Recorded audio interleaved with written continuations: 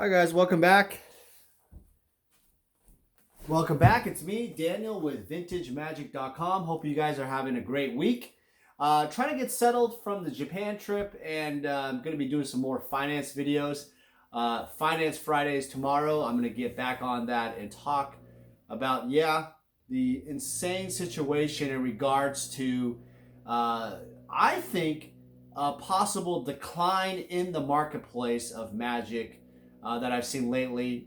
I'm not too worried about it, but I do see a concern on some of the prices from some recent auctions and sales. I don't know. I'd like to hear you guys' comments from that Finance Friday tomorrow. All right, so before we begin, this video is going to be more about, I want to talk more about just the overall landscape, some things about what's happening with Magic, also some things happening in Las Vegas coming up for a show we're having. So, real quick, a guy named Michael, he sent me a nice letter. Thank you, Michael. And also, he sent me this. This is kind of cool. He must work or from the Cincinnati of the University of Cincinnati. This is a double-header back sack. That's kind of cool. That's pretty cool. University of Cincinnati, guys, by the way, is one of the best basketball teams, one of the better basketball teams in the nation. So that's kind of cool. And he sent a really nice letter. I do get some fan mail once in a while, so I'll read this real quick. It says, Daniel, I've been really enjoying all the wonderful content you put online. It brings back 20 to 25 years ago as a kid playing Magic with my friends at recess. When I first stumbled onto YouTube's content, I couldn't believe that these cards have value, and I really couldn't believe that what a healthy and active following the game still has. I've picked up the game backed up, and I've had a blast playing with some new friends nearby at a nearby game store. Thank you for reintroducing me to Magic. It brings back great old memories and now great new memories in making as well. When I start playing again, I landed on a modern Merfolk deck. It'd be really excited if you could sign some of these cards for me and send them back in a closed envelope. I'll definitely share a pic of the deck to your Facebook page. Keep up the great work. Thanks for all that you do. All right, Mike. So I'm going to sign these cards, and thanks again for watching the channel. I appreciate it. Yeah, I mean, that's pretty awesome. I mean, a guy really appreciates, Magic. Just really awesome. That's cool. He wants me to sign these cards. What is it? Summer Magic? Lord of Atlantis? That's nuts. All right, so I'm going to sign these, Mike, and get these out to you. Sorry, I've been traveling quite a bit, and I haven't had a chance to do this, but I will get that done. All right. So, what's happening with Magic? By the way, I'm also going to be doing the GP Las Vegas show. Not going to be vending this year. I've got a lot of messages on why you're not vending, why are you not doing that, and the reason why is, well, most importantly, time.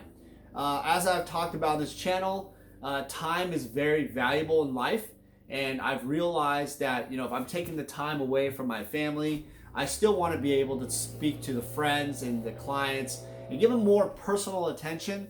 Not to say that when you're at a booth, you can't give them attention, but you can't really give them a lot of attention because, quite honestly, you have to actually, man a table, you have to talk and buy deals. And you got to do a lot of content. So the flexibility is not there, and I really want to spend the time with those fans and clients, at GP. So people have been messaging me and such. Yes, I will be buying, and if you're looking to buy something from me, obviously we can't do any trading at the GP, but we can always arrange a private meeting. We can have dinner, whatever you want. If you're a higher end client, just contact me at vintagemagic.com. or email me at daniel@vintagemagic.com. The show is going to be the 22nd and 25th, so I'll be there Wednesday to Monday, a day before each time, to do the show. Hold on real quick. Nick's going crazy. All right, and we're back. All right, so sorry about that. Nick had to get some breakfast. All right, so if you guys are looking to sell any alpha cards, beta, not really for looking for unlimited, maybe some unlimited power, but mostly alpha lotuses, alpha dual lands, alpha power 9. Looking for 2 foil City of Traders test prints, for those of you who know what that is. Looking to buy 2 more of those. Also looking to buy any artwork, specifically alpha, older, high-end artwork. If there's any massive collection, large collection, please message me again, Daniel@vintagemagic.com, or go to vintagemagic.com and let's arrange an appointment. We can obviously meet at one of the hotels, or we could go, have dinner, whatever you want, have a consultation. But I will obviously prepare enough money for anybody that has a massive collection who is basically looking to sell. I'm not really looking to trade. I guess we could talk about that, but send me a message. That's fine. And that's going on again, August 21st to the 26th coming up. So next, there was a video about, really interesting video by my friend Tavis King. He did a video about some of the Beckett and BSA labeling and grading faux pas that have been going on. I will put the link below. It's a very, very, very, I always call it relatively entertaining and dry humor, the way he has humor video that he put out. I know it's been put online, a lot of comments. I got some messages about this. Like, Dan, what do you think? What's going on? Look, this is what I think. In a nutshell, I was going to do like a follow-up video and this whole pizzazzy thing. I realized that there's nothing you can really do about what Beckett or PSA does. All you can really do is just, we're all a part of this like grading circle, those of you who are collecting and investing in it. They ultimately have their own operation, and every company has their own rules and standards. But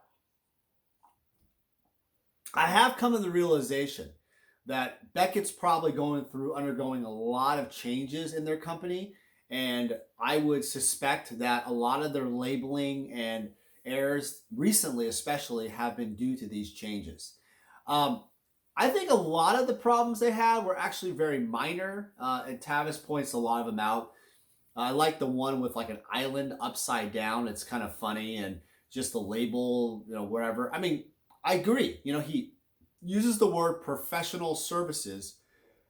Beckett and PSA are professional grading companies. It is a very, very, it's time and it's money, but it's mostly time. And the other thing is annoyance that collectors and dealers have to experience labeling, language, not getting the language right, the card name wrong, that kind of thing on a more frequent basis. Another thing I hear a lot is that Beckett and PSA also sometimes have little dust particles inside their cases, and it's all a pain in the butt. So I know Beckett and PSA both have customer service agents that you can call. I know they answer and you can talk to them, but it's really important to understand that, collectors and investors eventually, I wouldn't doubt, will finally end up getting discouraged to a point where, hey, the only way it's ever going to change is if the revenues and the submissions go down. And I frankly don't see that necessarily happening in a really strong economy, but I do think that it is going to happen eventually if one service drops the ball too consistently. Rebacks. I mean, Tavis pointed out a few reback examples. This is, and also even fakes, but rebacks is really the biggest problem. I think a lot of the graders just don't understand what a Magic card should look like, should feel, should smell, should, weight, all that kind of stuff. And I think that additional training for these companies is probably going to have to happen to get back on a level. But ultimately, these two companies, PSA and BGS, are the major players in the industry, and there's really nothing we can do about it.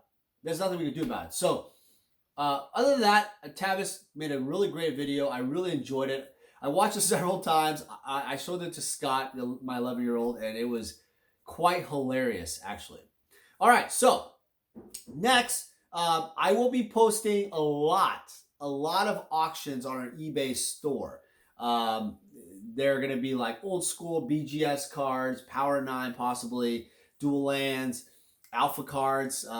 There's just lots of cards. So if you are investing or collecting in cards, I will have a lot of cards. I'll try to do some previews and visual previews of cards, but I plan on just having a lot of stuff on my Instagram, my Facebook, and YouTube. So if you go to vintagemagic.com, the community tab, if you haven't selected on subscribing to those other areas, because I get people asking me all the time, like, well, Dan, I didn't know you posted it. Well, you should, because I post it all the time. I wanted to bid on that and I missed it. Well, here's your chance. Here's your chance to watch the video, stop what you're doing, go to the community tab on vintagemagic.com, subscribe to all the channels, and we'll have a lot more cards, awesome rarities, summer magic, all that kind of stuff. So be on the lookout. Another thing I want to talk about is, people have asked me a lot, can I do appraisals? Can I look at their cards? Can I check out what they have? All that kind of stuff. And the thing is, I don't have a lot of time to do that anymore, primarily because of this little kid. Hi, Nick. Say hi, you 3-year-old man. Nick is almost 3. And so it's gotten to a point where I really want to do I really want to do more consultations and appraisals, but a lot of people have asked me to do it on a complimentary basis. And unfortunately, because of my schedule, Nick, stop. That's the violin.